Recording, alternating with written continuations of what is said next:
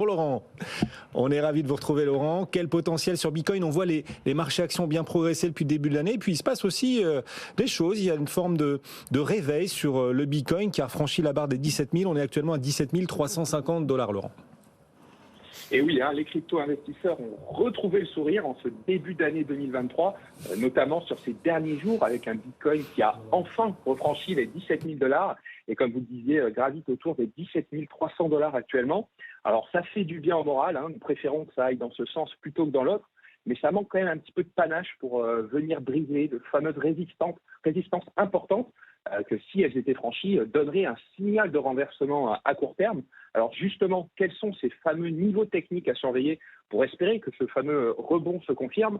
Alors idéalement, il faudrait que le Bitcoin rattrape la prochaine résistance autour des 18 500 $ dans un premier temps, et puis de manière franche et avec du volume idéalement, et puis revenir au niveau de ce seuil psychologique des 20 000 $, ce qui permettrait de renverser à court terme cette spirale infernale baissière que nous connaissons maintenant depuis de nombreux mois.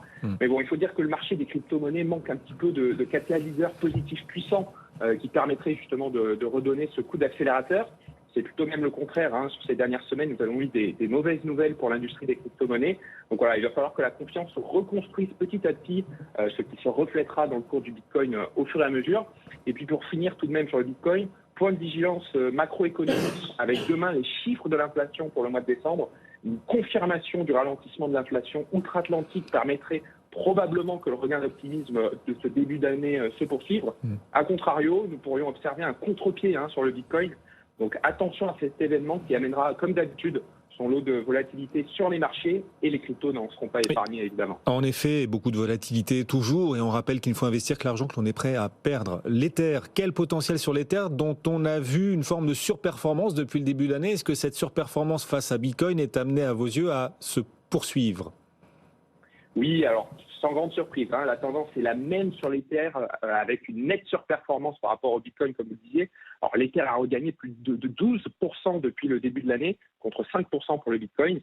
Mais voilà, attention, l'Ether se retrouve sous une résistance importante au niveau des 1350 $, qui sera un palier technique important à franchir avant d'aller chercher plus haut autour des 1430 $, ce qui représente donc la prochaine résistance technique.